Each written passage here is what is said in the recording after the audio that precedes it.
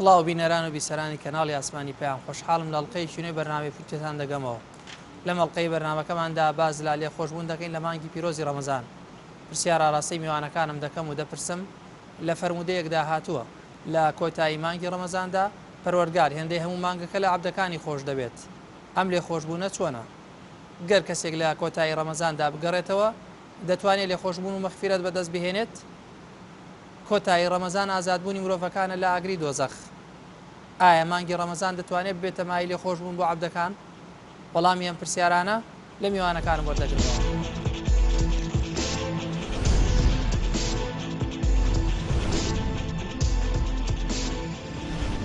بسم الله الرحمن الرحيم والصلاة والسلام على سيدنا محمد وعلى آله وصحبه أجمعين.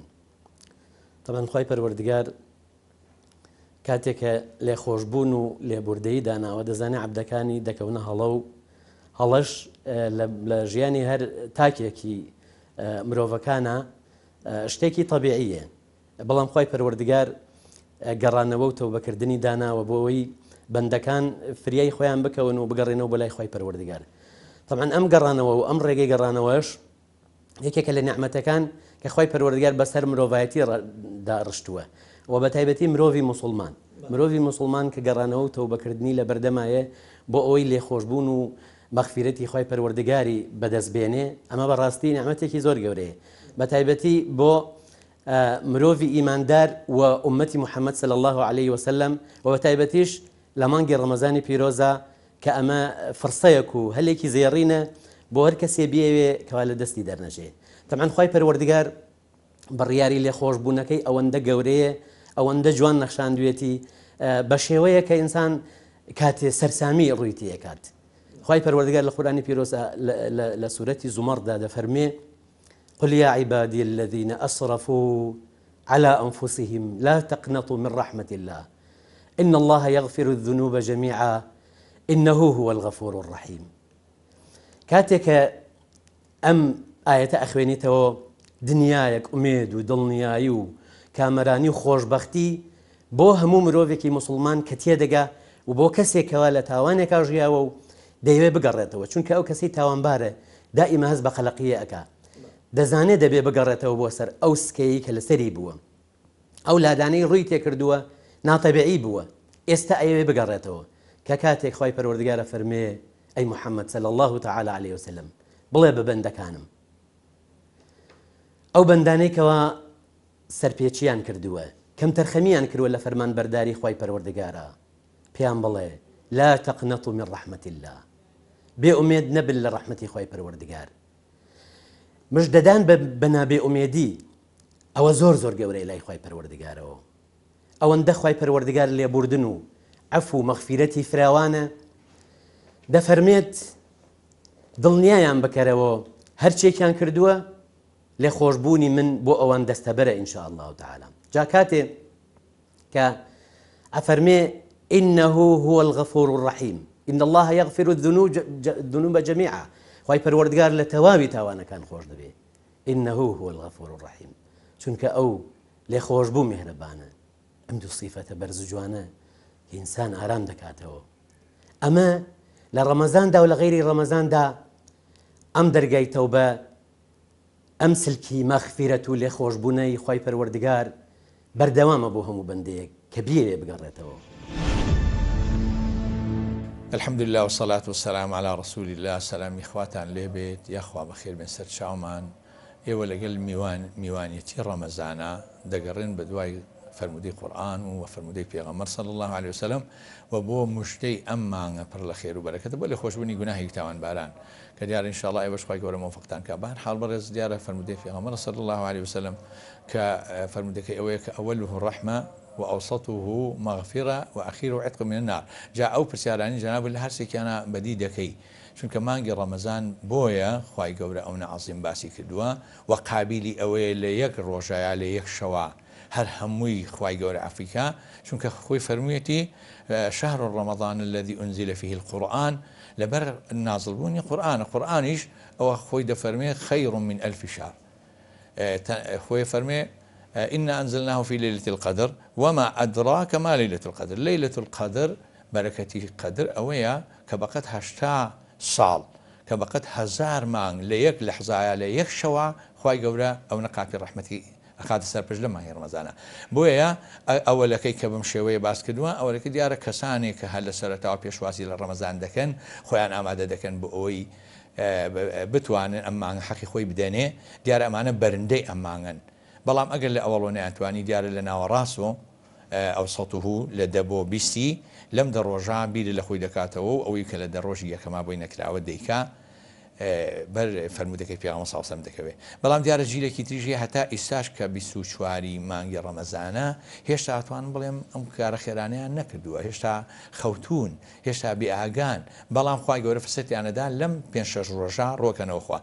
ئەم فەرمودەی پێغەمبەر صلی الله علیه و سلم و فەرمودەکانی تریش دیسانەوە کە مژدەن لە مانگی ڕەمەزانە بەڕاستی ئەو کەسانە لە ئیسێ بە دواش ڕۆکەنەوە خێر و چاکی مەردایەتی لێ هەڵەماڵن و دەسەڵاتێکیان هەیە ماڵە ماڵ دەگەڕێن و دەبەخشن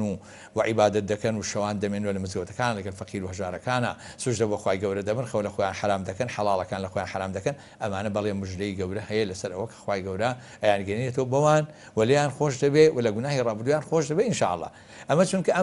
ئەم مانگە جیایە لەگەڵ مانگەکانی تر معلومی بەڕێستانە لە شەو ڕۆژە لە ساڵە لە ڕۆژە ڕۆژی عەرەفە گەورەترین ڕۆژە بەڵام لە شەوی ئەم ساڵە تێکڕا شەوی قدر لە هەموو شەوەکان گەورەترە دیارە ئەم شەوانە کە هاین لە بەردەمیا شەوانی قەدرن لە 20 مانگەوە شەوانی قەدرە جا شەوانی قەدر ئەگەر خوار ڕێخا بۆ هەر کەسێکمان گوناهی ڕابردوومان دەکوژێتەوە بەڵێ پێغەمبەر صلی الله علیه و سلم فەرمێتی من صام رمضان ایمانا واحتسابا غفر له ما تقدم من ذنبه ئەمە هەموو ڕەمەزان بەڵام بۆ لەیلەتول قەدری فەرموویەتی کەواتە لە یەک شەوا قابلی ئەوەیە ئینسانەکان ڕووکەنە خوا لە گوناهی ڕابردویان ئەگەر بینی ئاسمان و زەویش پڕکا هەر خوای گەورە ئەفریقا مژدەی ئەمانە بە هەموو بەشەکانیەوە حتا ئەو لەحزەیە ئەگاتە جەژن ئینسان ڕووکاتە خوا خوای قاپی لێداناخە لەبەرەوە بەڵێ ئینشاء الله تعالى هەمومان بەتەمای ئەو مژدەی لەو بارەوە فەرمایشتمانەیە بە سەنەدی صحیح لە سنەنی ئیبن ماجە و مسنەدی ئیمام ئەحمەد شوعیب ئەرناؤوت و ناصر الدین ئەلبانیە فەرمون سەنەدێکی صحیحە خوای پێغەمبەر فەرمێ صلی الله عليه وآله وسلم إن لله عند كل فطر عتقاء وذلك كل ليلة أفرمي پیغمبر صلى الله عليه وسلم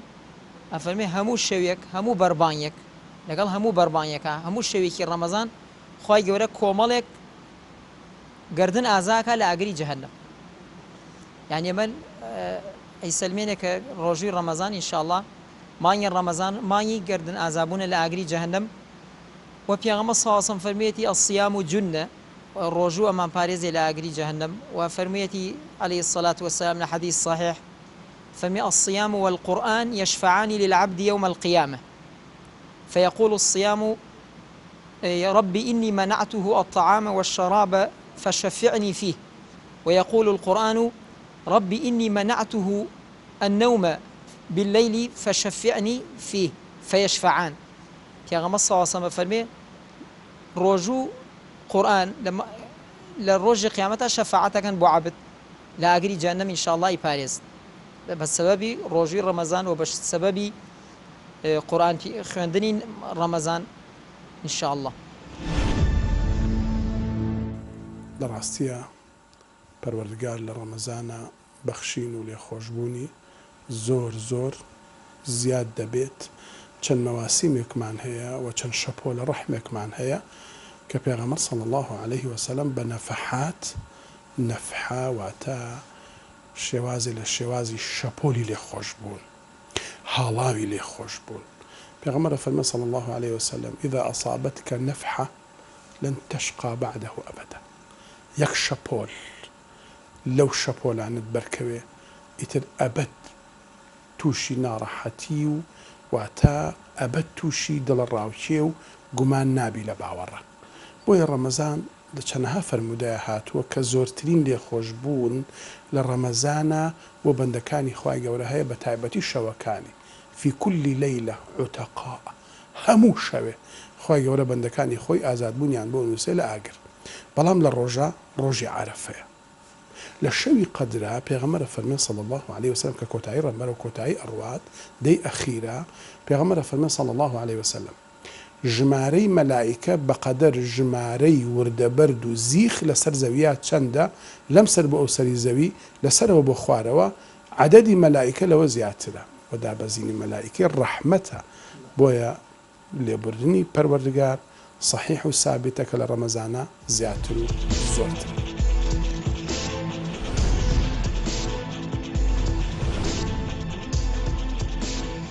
بێگومان لێخۆشبوون و مەغفیرەتی خی پەروەردگار بەردەوام بۆ هەموو بەندەکان لە هەر کات و ساتێکە بەردەوامە، بەڵام بە تایبەتی لە مانگی ڕەمەزانی پیرۆزدا و ئەو کەسەش کەوا پیاڕانەگەشتووە، خەبەری نەبووەتەوە، فریان نەکەوتووە، کەم تەرخەمی کردووە، تەخیر بووە، بە هەر جۆرە لە جۆرەکان سەرقاڵیەک نەیهێشتووە تەوبە بکە و بگەڕێتەوە. لە ئاخەیری کاروانی نوردا لە مانگی ڕەمەزانی پیرۆزە لەو کاتەی کەوا عیبادەتەکان چڕتر دەبێتەوە، لەو کاتەی کەوا دڵەکان زیاتر بەرەو خاوێنی دەڕوا، نور زیاتر پرتەو دەداتەوە و زیاتر پرشنگی نور لە دڵەکان دەدا، ئەلم کاتەدا ئەویش گەرم دەبێ و دەیەوێ بگەڕێتەوە بەلای خی پەروەردگار. بە دڵنیاییەوە خی پەروەردگار لەو ساتە وەخت و لەو کاتە پڕ لە بەرەکەت و پیرۆزی و پڕ لە فەڕەنادا بەڵێ لی خۆش دەبێ و ئەفوی دەکا،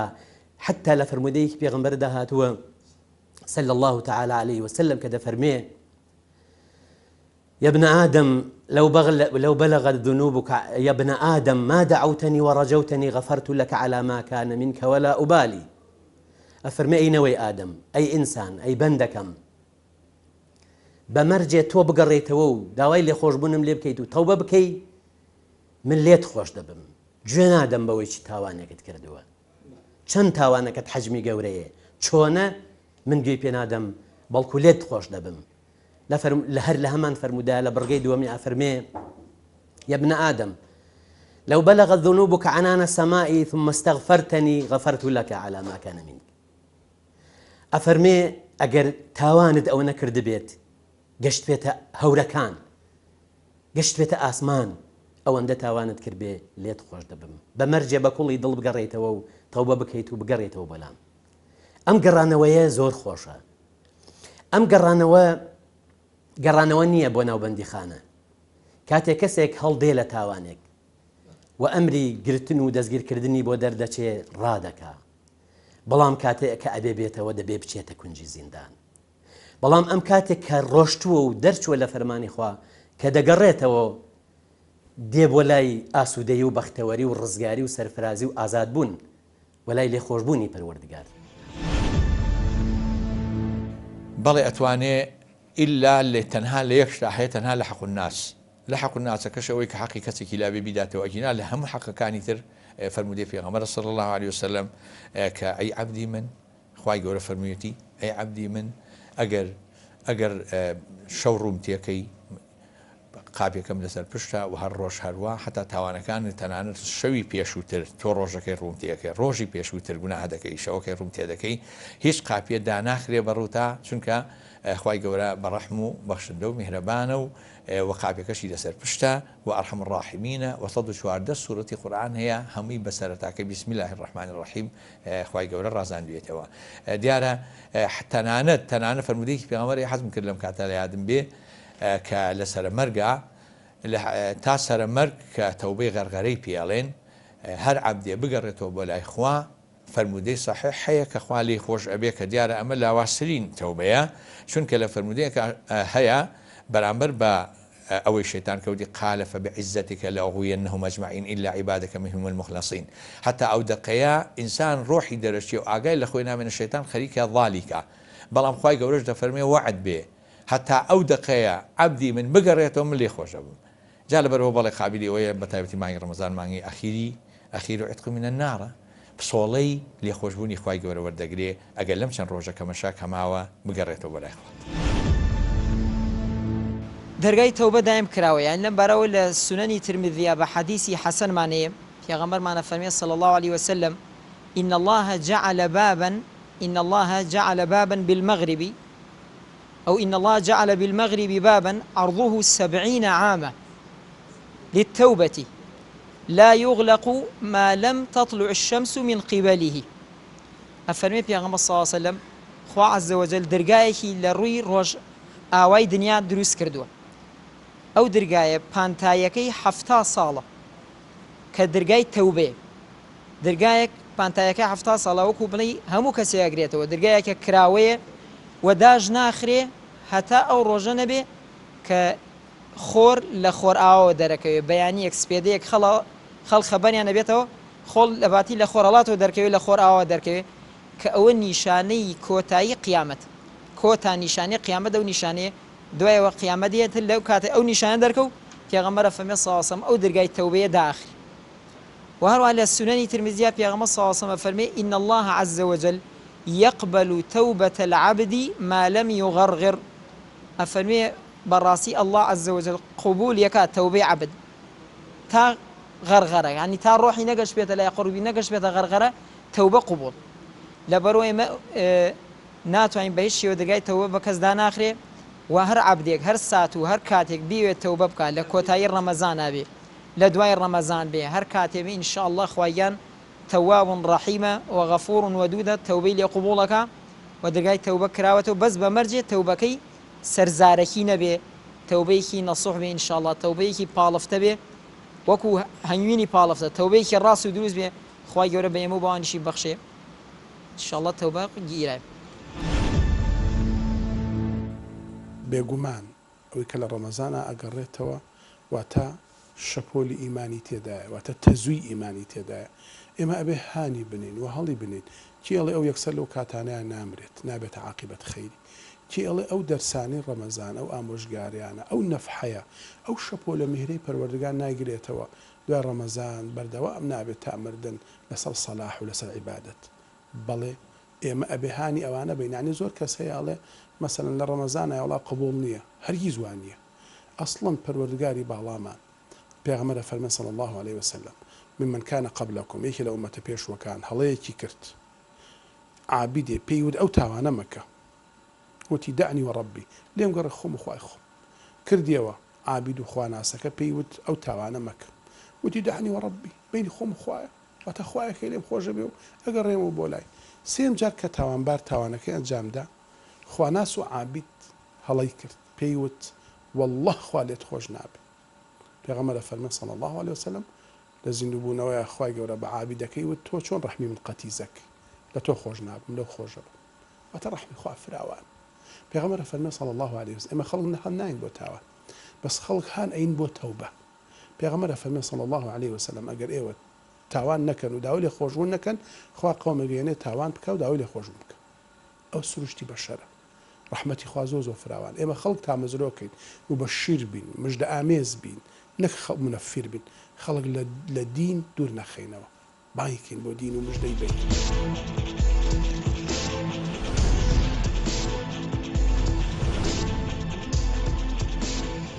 طبعا بنسبة عبادتي رمضان دەستەبەرکردنی کەفارەتی تاوانەکان زۆر نمایان و جوانتر و گەشاوەترە لە هەر کات و سات و وەختێکی تردا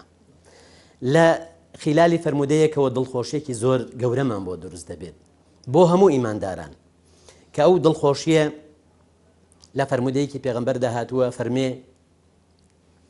سەرەتای ڕەمەزان و ناوەڕاستی ڕەمەزان و کۆتایی ڕەمەزان ئەفەرمێ ئەوەلوه ڕەحمە سەرەتای هاتنی ڕەمەزان مانگی پڕ لە نور و بەرەکەت و ڕەحمەت سەرەتاکەی ڕەحمەت و بەخشایشی پەروەردگارە بەزەیی و سۆزی خوای پەروەردگار قڵب دەبێتەوە بەسەر عەبدەکانە نەک وەک بارانێک دنک ببارێت یا هەر شتێکی تر بە شێوەیەکی ڕێژەیەکی کەم بەڵکو قڵب دەبێتەوە هەمومان دەزانین قڵب بوونەوە شێوازێکی تایبەتی هەیە هەر شتێک بێ بەڵام کاتێ دەبینی ئەم ڕەحمەتی پەروەردگارە لەم مانگی ڕەمەزانە لەم سەرەتایە ئەبەم شێوەیە ئەم ڕەحمەتەی قڵب دەبێتەوە دنیا پڕ ئەکا لە ئاسوودەیی و بەختەوەری دوای ئەوە لە ناوەڕاستی مانگی ڕەمەزانی پیرۆزدا و ئەوسەتوه مەغفیرە لێ خۆشببوونی پەروەردگار بۆ بەندەکان دەستەبەر دەبێت جاکێ ئازایە داوای لێ خۆشببوون بکات خۆ دوای تەڵەبکردن شتەکە بێتە دی خۆشترە ڕەنگە کەسێک ئاوت بداتێت تۆ داوای نەکەی ئەو کاریگەریەتیە نەبێت کە خۆت بە شوێن ئاودا بگەڕی کە خۆت داوای ئاو بکەیت کە خۆت تەڵەب بکەیت تینوتە پێویستت بە ئاوێکی سازگار هەیە بەڵام لەو کاتێک کە تۆ تینوتە و پێویستی بە ئاوێکی سازگارەیە پێت دەدرێ ئەوە زۆر مهمە کە کاتێک تەڵەب دەکرێت خی پەروەردگاریش مەغفیرەتەکەی و ئەوسەته مەغفیرە کۆتایی مانگی ڕەمەزانیش کە دڵخۆشیێکی تەواوە بۆ ئەوانەی کە لە حەقلی عیبادەتی ڕەمەزاندا ئیشیان کردووە دڵخۆشیێکیان بۆ دەربچێ و ئومێدێکیان بۆ دروست ببێ ئەو ئومێدە کە هیچ شتێکی کە نایکوژێنێتەوە کە ئەویش عتق من النار ئازادبوونە لە ئاگری جەهەنم ئازادبوونە لە ئاگری دۆزەخ کە هەموو هەوڵ و کۆششی بەندەکان دووشتە طبعاً لەم مەجالە عیرفانیا با بوەستین کە دەبێ مرۆڤ عشق و ئەوینی خی پەروەردگار بیتوێنێتەوە و ئەم عشق و ئەوینەی خی پەروەردگار کە دەیتوێنێتەوە قاڵی بکات بتوانێ ئەوەندە لە عیبادەتە بە شێوەیەک بڕوات و هەنگاو بنێ کە لە عشق و ئەوینی پەروەردگاردا تام و چێژ لە عیبادەت ببینێ بەڵام ئەم دوو ئاراستەیە کە یەکێکیان ڕامان دەکێشەوە یەکێکیان دەمان ترسێنێت و دوورمان دەخاتەوە کە یەکێکیان بەهەشتە و بەرەو پیری دەڕۆین بۆ ئەوەی بە عیبادەت و چاکەکانمان و یەکێکی تریشیان دۆزەخە و دەمانەوێت لی ڕابکەین و لی بترسین بەم ڕزگاربوونە لە ئاگری جەهەنم یەکیان دەسەبەرە بێ مقابلەکەشی یەکسەر بەهشتی بەرینەوە خی پەروەردگار ئاتای دەکا پێمان ئینشاء الله تعالی بە ئیمانداران لە سەد وایە خۆی وەکو عەرزم کردن ئاەتەکە وا دەفەرمێ ئاەتەکە دەفەرمێ لەیلەة القەدری خەیر من ئەلفی شەهر بۆیە ئەم ڕۆژانە ڕازاون و شەوەکانی ئەوە گرنگن لە بەرخاتی ئەو مەقامە گەورەی کە خوا باسی کردووە یعنی هەموو ساڵەکە کۆکەیتۆ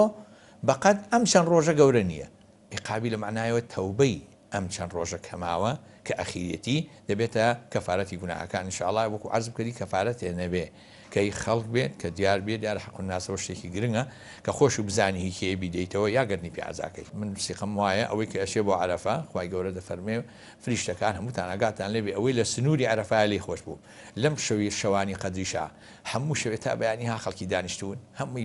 ڕووی کردوێتە خوا ئللا بە دەوری هەموو مزگەوتەکانە و هەموو شوێنەکانە خوای گەورە بە فریشتەکانی دەفەرمێ لا چونکە جوبرەئیلیش دابەزێتە ناویان ئەفەرمێ ئەوا لە گوناهی تاوانی ئەم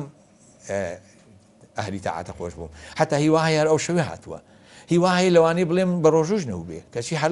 لەگەڵ جەماعەتە خۆی کات خوای گەورە دەفەرمێ لەوانیش خۆش بووم و ڕووی ژیانەکاتە خێر ئینشاء الله تعالی مژدەیەکی زۆر گەورەی ڕەمەزان لەبەرەوە بە تایبەتی ئاخیری ئەم ئاخیرە و عتق من النار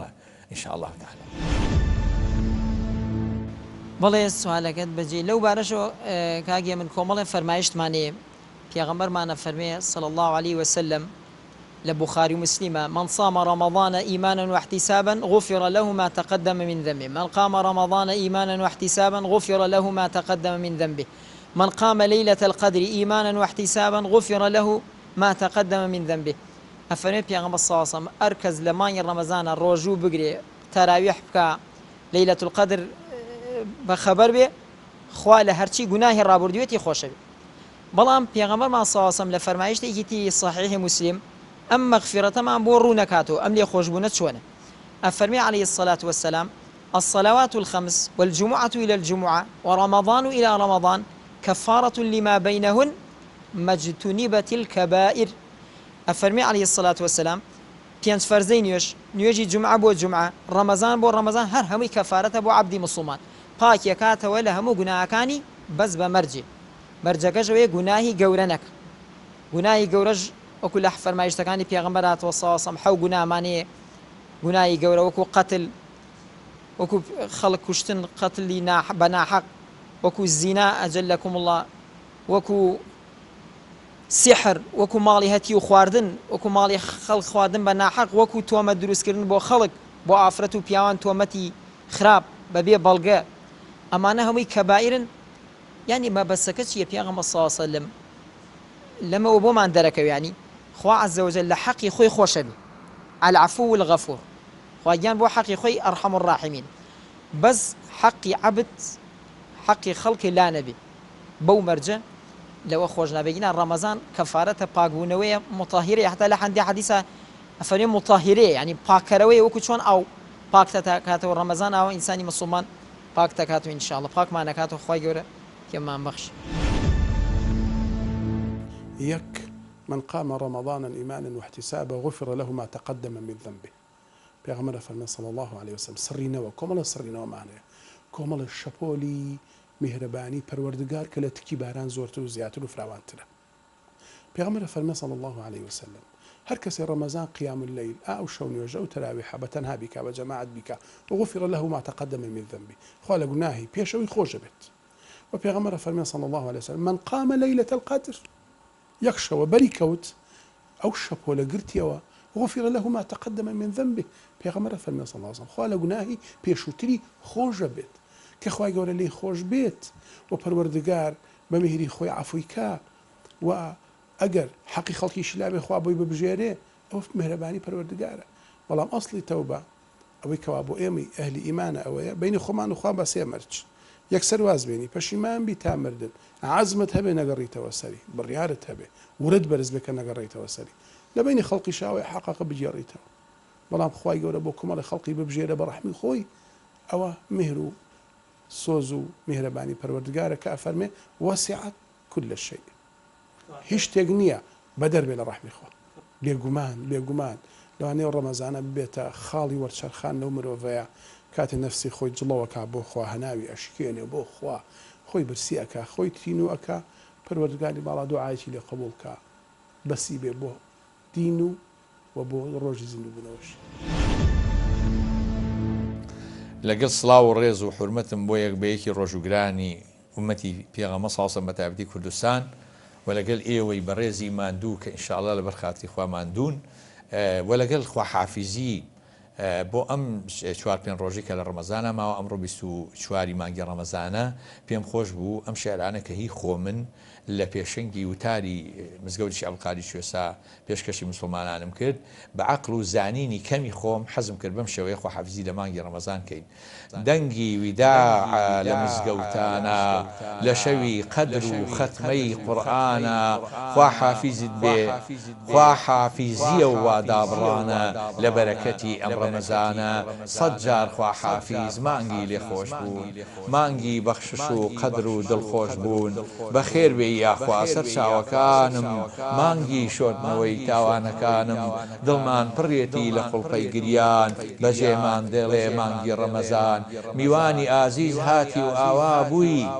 بۆ تاریکیمان مۆم بووی چرا بووی بۆ ڕێگای دووری مەحشەری سامناک تۆ چاوساقمان بووی لای خوای تەنیاوتاک مزگەوتەکانمان هەتا بەیانی شەوە یا ڕۆژە کەس نەیدەزانی دەنگی قورئان و شەو نوێژەکانی لە ئاسمانی شین فریشتەی هانی تا ساڵێکی تر ئەگەر بمێنین میوانی ئاوا ئازیز نابینین خوا حافیزت بێ ئەی مانگی قورئان مانگی ڕووناکی دڵی مسلمان خوا حافیزت بێ ئەی مانگی پیرۆز مانگی ڕەحمەت و بەخشندەی و سۆز هەموو بەجارێ تەعزیەمانە بەجێمان دێڵێ ئەم ڕەمەزانە ڕۆژ و گران و قورئان خوێنەکان زەکاتدەران و خاوەن خێرەکان شەو بێداران و دڵسۆزانی دین لە بۆ ڕەمەزان بوون بە پەرژین خوایە ڕەمەزان ڕازیکەی لێمان بەهەشتی بەرین ببەخشی پێمان خوایە خۆت زانا و شاهێدی لێمان خۆت ئەم میوانە ڕازیکەی لێمان